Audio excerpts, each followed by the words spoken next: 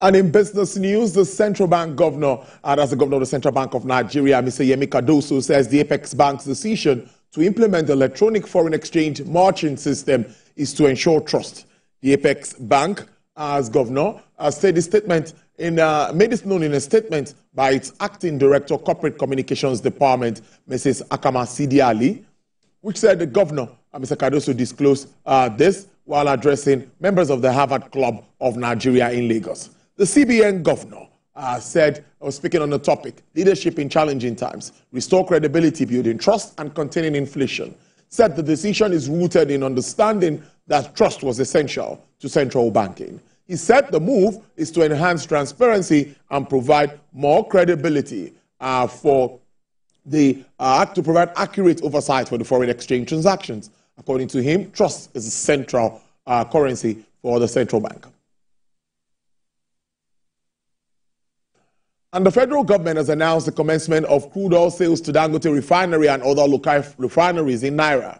Minister of Finance and Coordinating Minister of the Economy, Mr. Wale Edo, disclosed this in a statement. The Federal Executive Council in July approved the sale of crude oil to Dangote Refinery, beginning from October 1st, 2024. In a post on its official X account of the ministry, the government confirmed that it had commenced sales of crude to local refineries in Naira as of October 1st. The statement said the commencement followed a meeting of the Implementation Committee chaired by the Minister of Finance and Coordinating Minister of the Economy on October 3rd, 2024 to conduct a post-commencement review of the crude oil and refined product sales in Naira initiative. The commencement of the strategic initiative was affirmed by key oil stakeholders, Minister of State, Petroleum Oil, Heineken Lokpobiri, and the Vice President of Dangote Group, Edwin Divakuma, and the Group Managing Director of the NNPC Limited, Melamere Mele Kiari, among others. An aviation expert and analyst, Mr. Wale Shadari, is commending the federal government for its role in the resumption of flight operations by the United Arab Emirates airline after 2 years of suspension. He spoke on our flagship business show, Business Nigeria, on the backdrop of the airline's return to Nigeria after intervention by the Minister of Aviation. I weep when I see many of these airlines come to Nigeria and they make a kill on this road. This is a very profitable reform. Because of our own issues, we have not been able to deal with our own issues. The airlines have not been able to deal with their own issues. So it is imbalanced. The bilateral air services agreement is not equal. Basically because our airlines do not have the resources to match this airline. But the minister has sat back and decided to say, okay, this is how we're going to do it. It's not going to be 20-40 ratio. If we're going to even get 30% of the market share, it's a good one for the country, and it's a good one for the airlines as well. So it's a good thing. So we just hope that the airlines will take advantage of what the government has done, key into some of these policies and begin to reap the benefit. It's a very good one for the country. International Air Transport Association, IATA, says global airlines experienced a 10.1% increase in passenger demand in August 2024 compared to the same month in 2023. This signals a robust growth in the region's aviation sector and highlights a continued recovery and growing confidence among international travelers. According to the report, the capacity of airline measured by available seats increased by 7.3% year-on-year. This rise in capacity demonstrates the region's efforts to accommodate more travelers and expand its flight offerings to meet the growing demand. In addition, the load factor for African airlines improved to 77.8%, a gain of 2 percentage points compared to August 2023, indicating a better utilization of available seating, with more flights operating closer to full capacity. Asian stocks rallied and the dollar reached a fresh 7-week peak on the year and today after a blowout U.S. labor market data dispelled fears of a recession. But Japan's Nikkei led regional equities gains with a 2.28% rally, giving additional momentum by the softer year.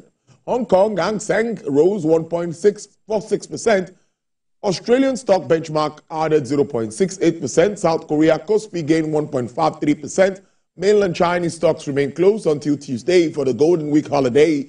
MSCI's broadest index of Asian Pacific shares outside of Japan climbed more than 1%.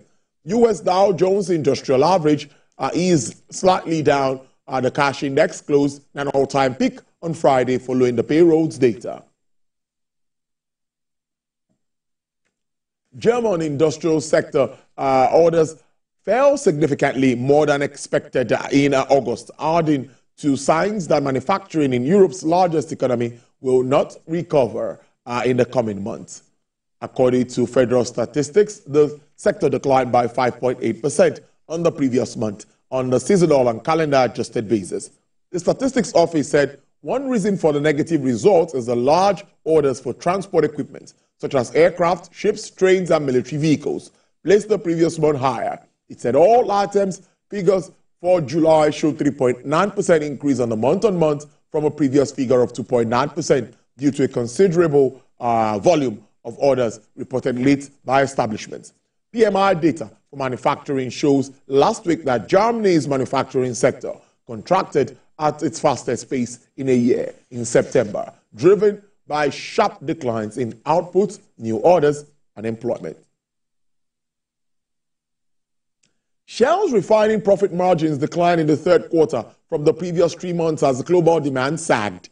The company's trading update ahead of its quarterly results on October 31st, which said it's indicative of refining margins dropping by nearly 30% to a $5.5 a barrel in 3 months to the end of September from $7.07 a barrel in the previous month. Trading results for its chemical and oil products division were expected to be lower than the second quarter. Global refining margins have come under pressure in recent months due to slowing economic activities, especially in China, and new refineries came online. Shell, the world's largest trader of liquefied natural gas, also lifted its LNG products guidance for the quarter to range of 7.3 million to 7.7 million metric tons for the quarter from a previous forecast of 6.8 million to 7.4 million tons. The Asian Development Bank has approved a financing package of $125 million to provide long-term sustainable solutions to increase year-round access to irrigation in rural communities in Nepal, Pradesh province. Now, the financing package comprises of a $110 million concessional loan and a $15 million grant. The bank said mechanical irrigation innovation project will build a network of deep tube wells equipped with pump hoses, prepaid smart cards, and a dedicated electricity distribution network. The project will construct approximately 900 kilometers of underground pressure pipe distribution networks to bring the irrigation water from pump houses to farms and is expected to help farmers improve their capacity to shift climate-resilient agriculture practices.